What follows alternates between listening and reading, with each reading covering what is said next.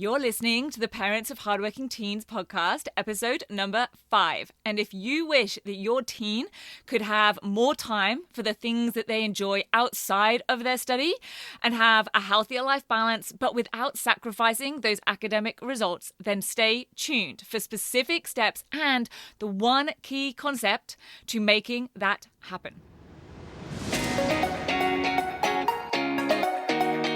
I'm Katie Jones, and with over 15 years in education as an award-winning high school teacher, international external examiner, and as a study coach, I've helped thousands of students skyrocket their results and confidence. And this podcast is where I share all my insights, tactics, and tips with you, the parent, so you can help your hardworking teen get happy, smart, and successful in their study, and have you both enjoy the journey along the way. This is the Parents of Hardworking Teens podcast. Hello, my very important parents. I am so happy to be here with you today because this topic is one that I know is so important to so many of you.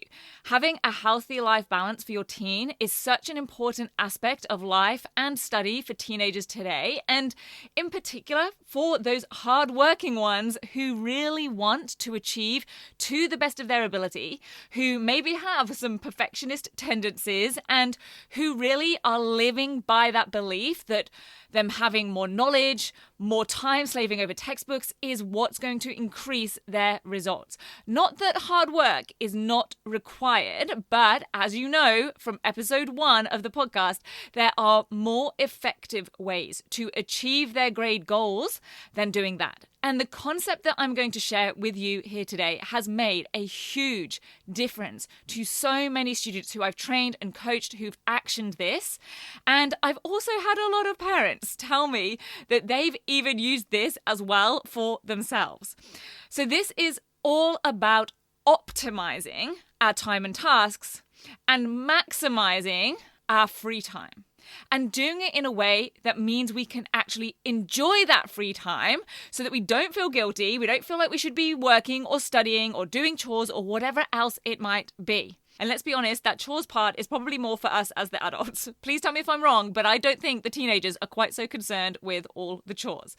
Anyway, you may have already noticed that nowhere in the title or the description of this podcast, nowhere so far have I said the words time management. And that's for good reason, because we can't actually manage time. We can't speed it up when we're doing things that we dislike, when we're sat in dull meetings, or when your teen is sat in a boring assembly. Don't tell the school leaders that I said that. And we can't slow it down when we're doing the things that we love, or make more of it when we're up against a deadline, unfortunately. If you know differently, please share your secrets with me. I want to know them. But we can control how we use our time. So to keep this focused on your teen and their study, I'm talking about things like how they organize and tackle their tasks, how much time they're actually spending on them, what things they prioritize and what those priorities are based on, how much time they're spending focused and actually on task, and how much time is spent drifting into other things. Now, you can go check out episode 3 if your teen does easily get distracted or ends up procrastinating or is just spending time on things that maybe feel productive but aren't so necessary.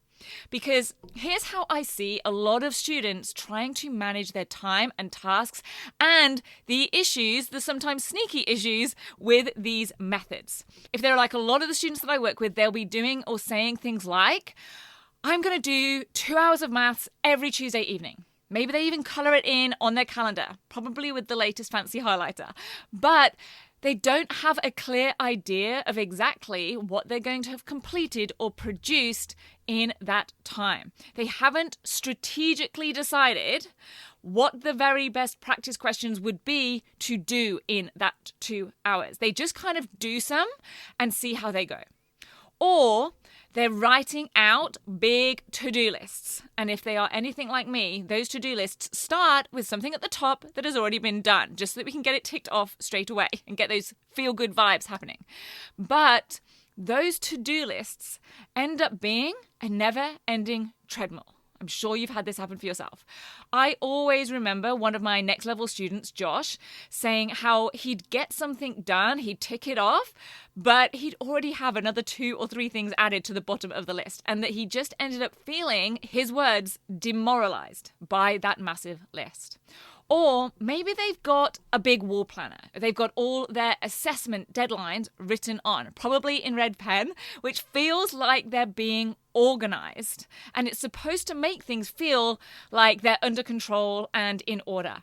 But so often, this actually ends up creating overwhelm for them. Seeing all those deadlines and the huge tasks all laid out on one big sheet actually just makes things feel more daunting, not less so. And I know that that has been the case for me as well. In fact, it really still is. When I've got certain weeks where I end up with lots of big things on, whether it's consults or webinars and interviews, I immediately feel stressed just looking at it all on one sheet. So I just don't do that anymore. I'll share what I do instead because I really do practice what I preach. In fact, a lot of these systems and strategies are things that I have really evolved for myself as well as for students over many, many, many years. So to be clear, none of this is their fault. I don't want this list to sound like a big long list of criticisms and things that they are not supposed to be doing and they shouldn't be doing those things. These are all things that we see given as advice or tips, like make sure you know all your deadlines and have them displayed where you can see them. Write a to-do list and tick off each thing as you go. In fact, the good news is it's actually a great sign if your teen is doing any or all or some of these things, because it shows that they're at least trying to manage that time well. I just did the little inverted comma sign with my fingers there for manage their time, because stress does not come from having too much to do.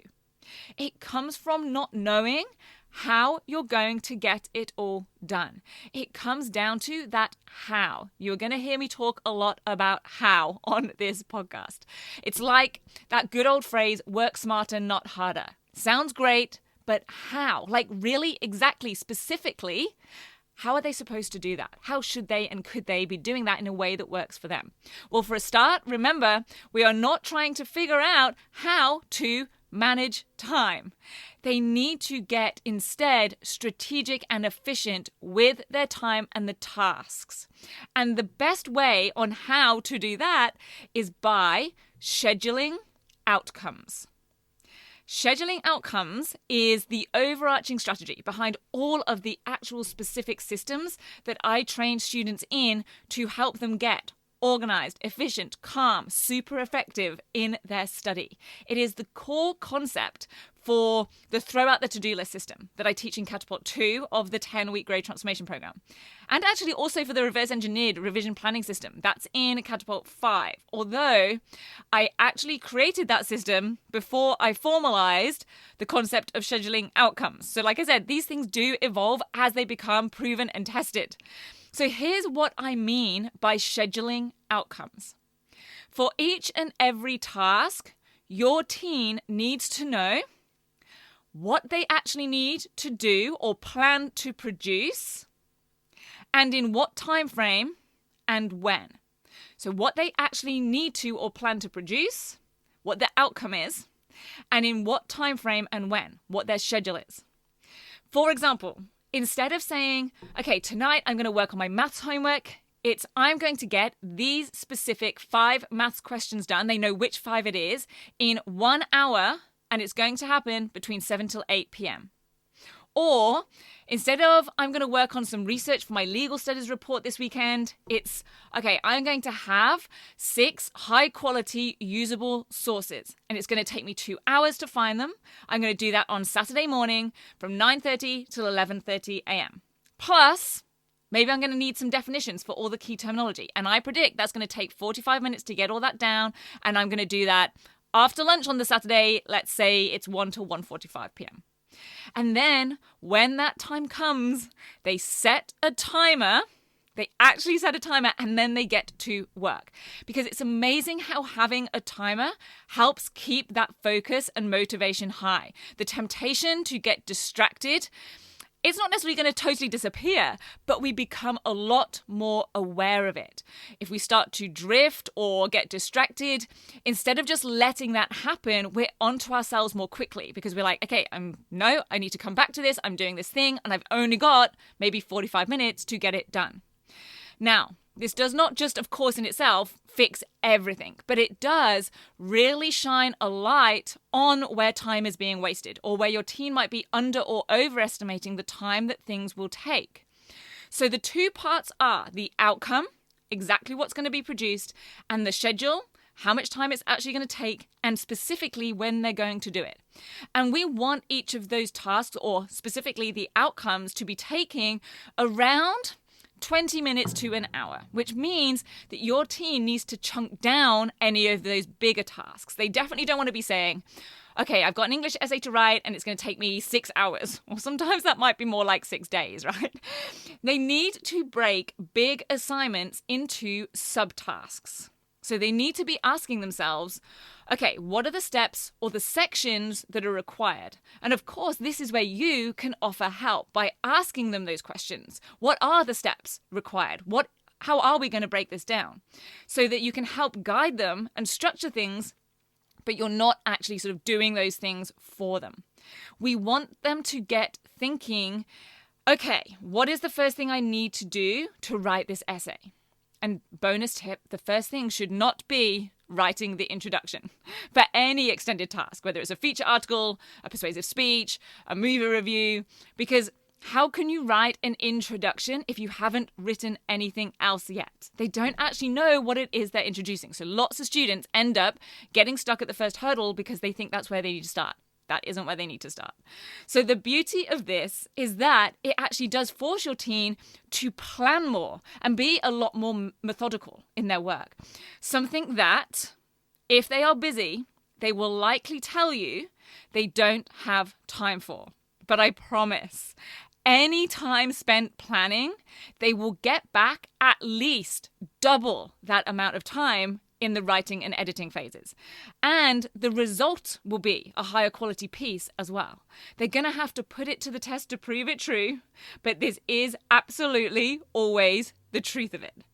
So if they're not starting with an introduction, what do they need to start with? How can they break down those bigger tasks? Well, firstly, they need to dissect the question. Then they need to consider what their response will be. Plan out the key points that they're going to cover, what evidence or quotes that's going to require, and that might mean that they need to go do some preliminary research first too. All that has to happen before any sort of actual writing begins. And all those things need to be scheduled. How much time is each of those tasks, those subtasks, those outcomes going to take, and when is it going to happen? Plus, they need to consider any what I call pre-tasks. Are there things that they need to collect or get ready or have before they can actually get started? Whether it's maybe collecting a library book or certain equipment or having worksheets done. These sorts of things really can hold tasks up if they're done as just afterthoughts or they're just not done in the most efficient order. And another bonus of chunking down like this is that it removes a lot of the overwhelm of those big tasks. Saying, I'm going to write one body paragraph and I'm going to aim to do it in the next 30 minutes feels very different to saying, okay, I'm going to sit down and write an essay. And I'm going to spend an hour researching to find 3 art pieces that represent a particular theme, feels much more manageable and is a whole lot more focused than just go do research for art project. So tasks get done faster and more efficiently and to a higher standard because they are not just rushing these things. They are planning them more carefully, doing things in a structured order, in a timely fashion, and most likely with less distractions. Plus, it's also less likely that these things are now going to build up to the last minute. So another benefit, I think this is a third positive we're up to now of all of this, is that it builds awareness. Awareness of how long tasks do actually take. Because I know that you might be thinking, okay, well, let's say they planned 30 minutes to answer those history homework questions, but actually it took them an hour. Or they got to the end of the 30 minutes and then they had to go to soccer training, so they couldn't finish it. What do we do now? Well, number one, This is giving them useful information. Why did it take twice as long? Were they getting distracted on their phone? Were they missing something that they needed so that going and getting that took up more time? Were they writing more than they needed to in their answers? Was it just more difficult? Did they not know the content as well as they thought they did? This is all very useful information that can be carried forwards. These are all things that can be addressed rather than just flying under the radar. This process really does shine a spotlight on these things. And number two, they have to make strategic decisions. For example, one of the things that happens all the time when students use the reverse engineered revision planning system for exam blocks is that they realize, okay, there just isn't enough time here for me to cover everything I want to in the detail that I want to do it. And students initially see this as a problem. But actually, this is giving them the chance to make strategic decisions before things get to that last minute and they end up in meltdown mode. So these would be decisions like, okay, do I need to do a shift swap at work to give myself more time for the revision? Or which topics are the more important ones to spend more of that time on, and which ones do I have to decide right now that I'm going to give less time to? Because it's best that we know this now. Because the other option is that we plow on regardless and end up panicking the day before the exam because we've realized that we're running out of time and the most important topics haven't actually even been touched yet. And if it's homework, we need to consider, okay, are they going to have to work into what was going to be their free time? Or do they now need to move some other tasks around so that they can finish it tomorrow? Do they choose to skip or reduce some parts? And yes, I did just say that. Now, I am not suggesting that they start handing in homework half finished and going, well, this is what Katie said, so this is what I'm doing. But I know that there are a lot of you with teens who are perfectionists. And when it comes to things like finding more and more and more research, making stacks of notes, spending tons of time making pretty front covers, or feeling like however many practice questions they do, it's never enough. Having a time deadline can be really helpful, if only to make them realize, hey, I've just spent an hour choosing 3 photos for that PowerPoint. That's something that easily happens. And finally, here is the most important part to this whole concept, and specifically in relation to the title of this podcast: giving your teen more time off from their study, having a better life balance without sacrificing their results. Not only does scheduling outcomes mean that tasks are often getting done faster and more efficiently, but when students have given themselves specific timings for specific tasks and scheduled them to specific days and times, they're not working with a never-ending to-do list anymore. When that day's tasks are done, if the other tasks that would still normally be on that long to-do list are already scheduled for future days and times, then they can actually relax, enjoy their time, knowing that the other items are all accounted for. They know when they're happening and how, and that right now they don't need to be doing them. So notice that this concept really just means making, most likely, some small but super important tweaks to some of the strategies that they might have already been using.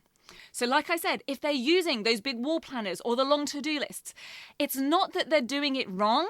They're kind of on the right track, but they just need to change and tweak them into chunked down, scheduled outcomes. And I'd love to hear how you go with this concept. In fact, any feedback you have on anything I've covered on the podcast so far, or requests for future episodes, please write it into a review on Apple Podcasts or drop me an email, support@rocksolidstudy.com. I want to hear the good, the bad, the ugly, and the awesome. I am ready for all of it.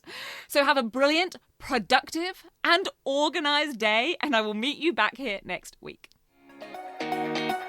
Thank you so much for listening. Make sure you head on over to www.rocksolidstudy.com and sign up for my free parent guide. The 3 huge mistakes even smart students make in exams and assignments, and how to fix them immediately.